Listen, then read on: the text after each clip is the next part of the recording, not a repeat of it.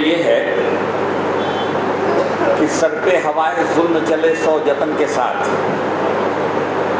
Sir पे हवा, मैं तजिया कर रहा हूँ और समेट रहा हूँ आज़ादी के बाद से आज तक के हालात। सर पे हवाए जुल्म चले 100 जतन के साथ, उनकी गुलाह कज है उसी बांकपन के साथ। और किसने कहा कि टूट गया खंजरे फिरंग, सीने में जख्म नौ भी है जख्म को उनके साथ। हाज़रीन कराम, बात बहुत लंबी है। आज का ये अच्छा ऑडियंस इसलिए क्योंकि गुज़री 80-10 की सयाही में निगाह उठते ही अंदाज़ा हो जाता है कि ऑडियंस कैसा है। यहाँ पर जो लोग मौजूद हैं वो अपने आप में कंज्यूमन है, शख्स नहीं शख्सियत है। आज का उन्वान है IMCR के ताल्लुक से बहुत कुछ हमारे दोस्त ने बताया, मसूद साहब ने। हिंदुस्तान का आईन और शहरी हुकूक। अब अगर हम कॉन्स्टिट्यूशन ऑफ इंडिया का जायजा लेते हैं तो मैं तो खुद एक वकील हूँ, यहाँ पर बहुत सारे वकील बैठे हुए हैं, सलमान साहब जैसे सीनियर लॉयर बैठे हुए हैं। अगर इस मौजू पे बोलने की बात है तो घंटे 2 घंटे भी कम है। मैं सिर्फ इतना कहना चाहता हूँ कि आप प्रेम्बुल से शुरू कीजिए और fundamental rights, directive principles of state, या बाद में जो ऐड किया गया 51A कि फंडामेंटल ड्यूटीज क्या है, उसके बाद आगे बढ़े तो हर जगह आपको ये मिलेगा कि हिंदुस्तान के आईन ने शहरी हुकूक को किस तरह डिफाइन किया है और किस तरह हमको उसकी गारंटी दी है। मगर गौर करने की बात यह है, इसलिए कि उस तफसील में जाने का मौका नहीं है, ना आप उसमें जा सकते हैं कि कौन सा आर्टिकल है, क्या बात कही गई है, शहरी हुकूक के क्या माने होते हैं। वो एक लंबा किस्सा है। लेकिन हिंदुस्तान का जो आईन है वो हमको इस बात की जमानत देता है, ये बात अपनी जगह पे मुस्तहकम है। तो सवाल ये है कि वो आईन जिसकी पासदारी हमारी जिम्मेदारी है, उसकी पासदारी हम कहाँ तक कर रहे हैं और क्या करना चाहिए। अभी हमारे दोस्त जब कह रहे थे तो उन्होंने ये बात कही कि क्या करना चाहिए, तो मैं उसकी तफसील में, उसकी डिफिनीशन में उस पर चर्चा नहीं करूंगा। कैसे उसका तहफ़्फ़ुज़ किया जाए,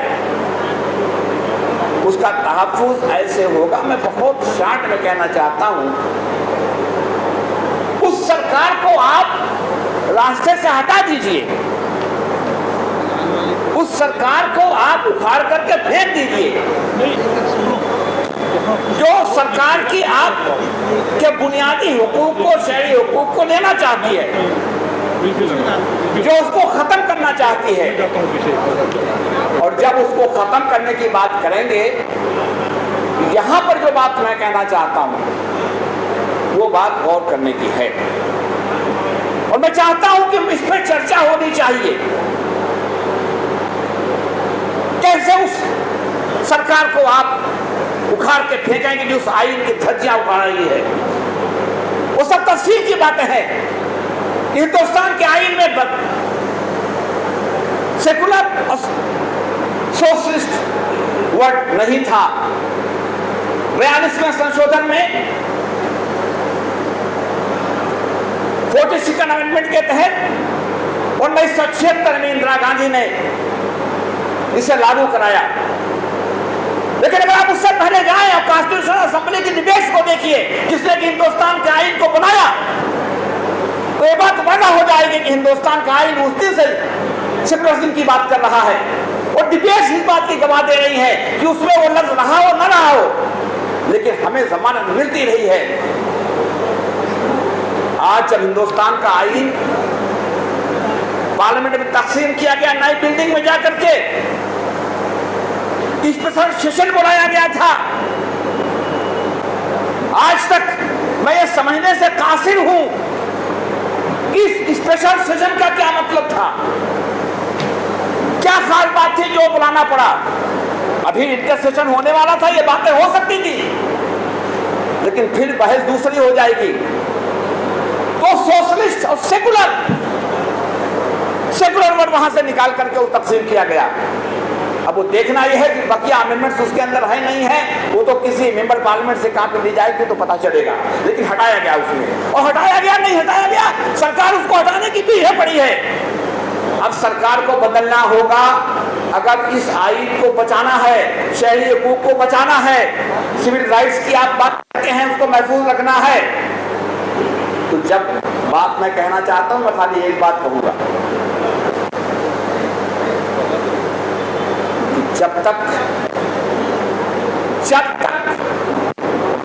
अब मैं इंडिया को मुखातिब कर रहा हूं, उसके अंदर जितने कांस्टिट्यूएंट सबको मुखातिब कर रहा हूं, लेकिन कांग्रेस पार्टी सबसे बड़ी पार्टी है। कांग्रेस पार्टी को उसमें लीड लेना है, लीड ले रही है,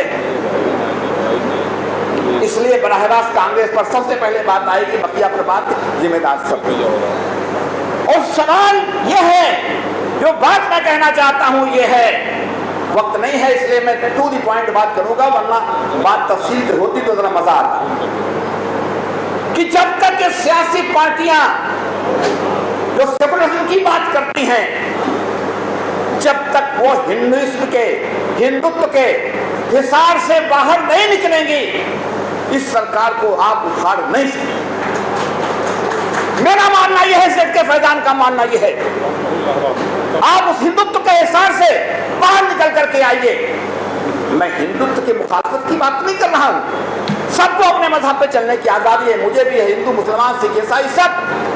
लेकिन मैं जो बात कहना चाहता हूं वो तो हिंदुत्व का हिसार है, उसके निकल के बाहर आइए। इसलिए कि मैंने ये बात कही है, मेरे बहुत सारे इंटरव्यूज मौजूद हैं, बयानात भी आते रहते हैं, बोलता रहता हूं। हिंदुत्व के हिसार से बाहर निकलने का मतलब इसलिए है कि जब आप हिंदुत्व की बात करेंगे, वो हार्ड हिंदुत्व बीजेपी कर रही है, आप सॉफ्ट हिंदुत्व की बात करते हैं।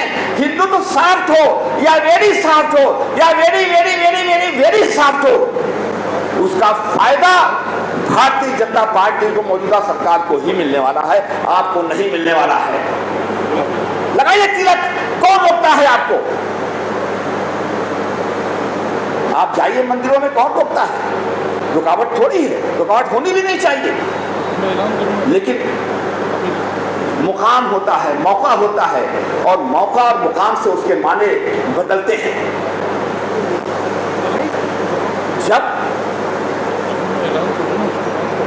आपका होने वाला चीफ मिनिस्टर, साबिक मिनिस्टर मंदिर में जाएगा और मंदिर से निकलने के बाद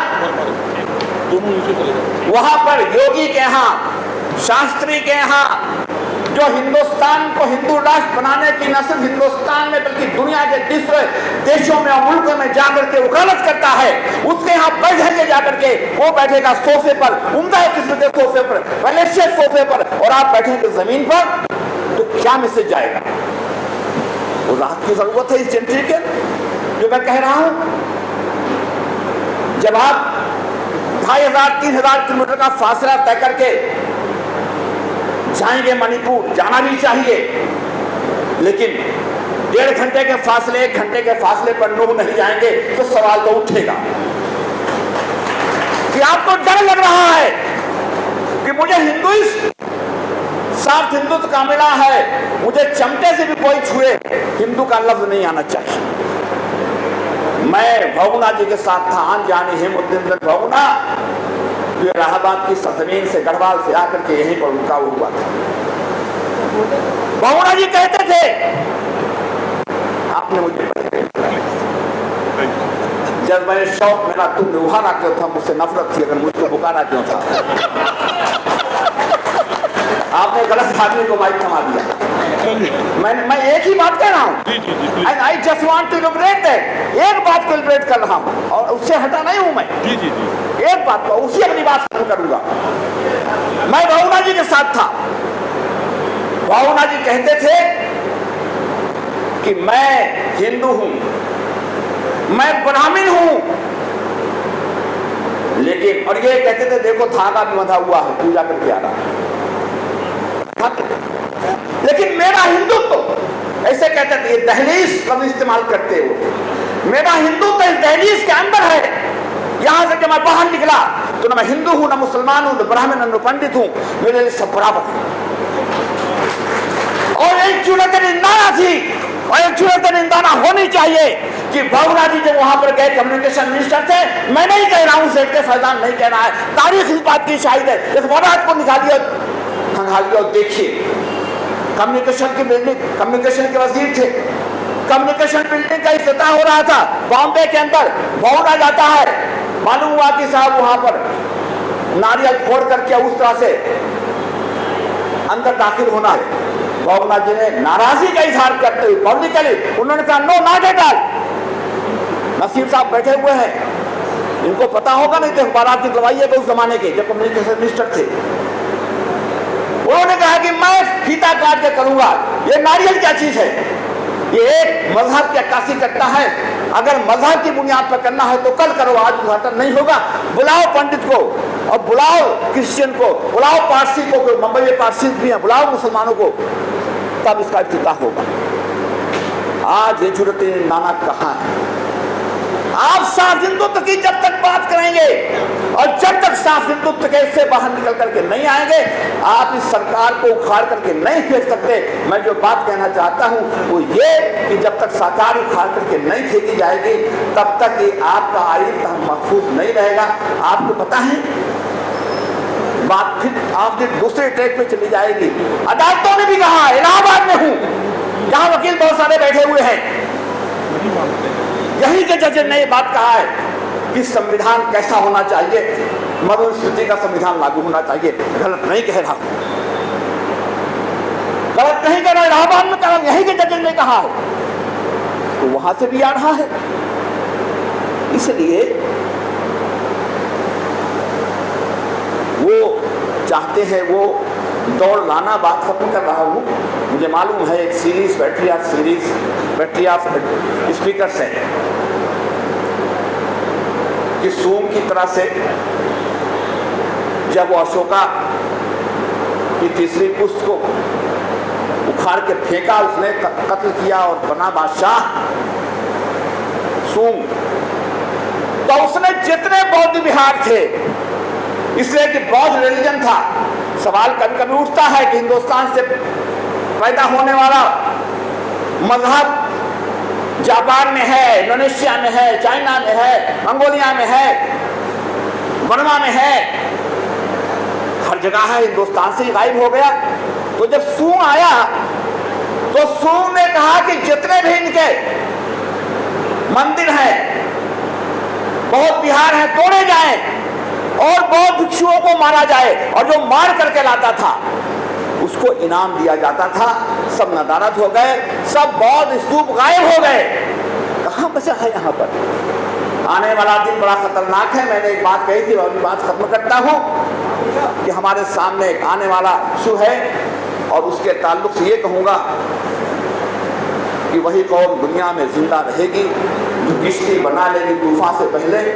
एक अयोध्या गया था, एक दूसरा आ रहा है। आपको होशियार रहने की जरूरत है, समझने की जरूरत है। बहुत कुछ मुझे कहना है। हिंदुस्तान का आइन जब साबित रहेगा, जब महफूज रहेगा, तब आप कुछ कर पाएंगे। जब आइन ही नहीं रहेगा और दूसरा संविधान नाफिज होगा तो क्या कर पाएंगे? इसलिए आइन को बचाने के लिए थ्रू आउट दिस गवर्नमेंट चलो, क्यों मंजिल अभी नहीं आई। बहुत शुक्रिया।